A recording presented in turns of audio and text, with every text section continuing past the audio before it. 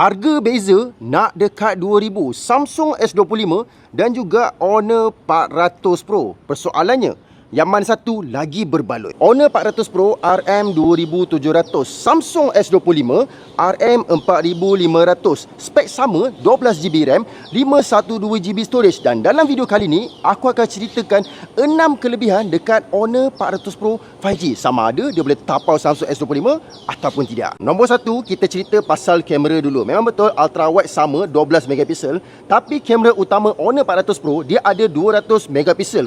Lagi syahdu ni, sensor pun besar. 50 megapiksel telefoto untuk zoom jauh dan dia ada 50 kali zoom. Boleh aku cakap dia ada AI zoom lagi. Lepas tu pula 50 megapiksel selfie kamera memang lagi clear berbanding Samsung. Dan yang paling penting sekali, kedua-duanya ada dual OIS. Sekarang aku tunjukkan dekat skrin hasil gambar normal mode, zoom 10 kali, 20 kali, 30 kali dan yang paling best kali 50 kali untuk Honor 400 Pro. Tak cukup dengan tu, Honor 400 Pro ada hardcode studio dan kali ni ada tambahan-tambahan filter dekat tepi ni. Dekat skrin sekarang aku payunglah 3 hasil gambar daripada hardcode studio. Nombor 2, AI kamera pula. Memang betul Samsung ada object eraser, base face, auto eraser, tapi aku nak cakap Honor ada banyak juga kelebihan yang korang kena tahu. Salah satunya yang paling baru sekali adalah AI image to video. Ini ada collaboration dengan Google dan lepas tu pula untuk AI eraser Honor aku tengok lagi kemas dan ada macam-macam pilihan. Salah satunya korang boleh padam orang-orang dekat belakang kalau dekat tempat yang ramai. Dan selain daripada tu dekat Honor 400 Pro adalah macam-macam AI cutout, AI out painting, AI upscale,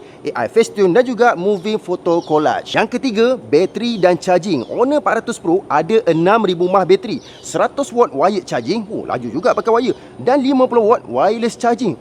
Laju juga wireless ni. Dan yang paling best sekali, Honor 400 Pro korang akan dapat charger ni sekali dalam kotak. Dan untuk Samsung S25 pula ada 4000 mAh bateri, ada 25 watt wired charging dan ada 15 watt wireless charging. Dan korang semua pun tahulah kalau beli Samsung, charger memang kena beli asing. Yang keempat, design dan juga skrin. Untuk Honor 400 Pro ada 6.7 inci OLED berserta dengan 5000 nits peak brightness. Tinggi ni. Dan untuk Samsung S25 pula ada 6.2 inci Dynamic LTPO AMOLED dan untuk brightness nits dia hanyalah ada 2600. Kalau kau nak skrin tahan jatuh, Honor lebih lasak. Yang kelima, bahagian prosesor. Untuk Samsung dia menggunakan Snapdragon 8 Elite for Galaxy. Untuk Honor pula dia menggunakan Snapdragon 8 Gen 3. Bagi aku untuk 1 tahun tak banyak beza sangat. Keenam, bahagian AI. Bagi aku untuk Samsung S25 ataupun Honor 400 Pro masing-masing ada kelebihan tersendiri. Jadi sekarang ni 6 kelebihan Honor korang dah tahu. Harga pun korang dah tahu. Honor jauh lebih murah. Namun apa pendapat korang?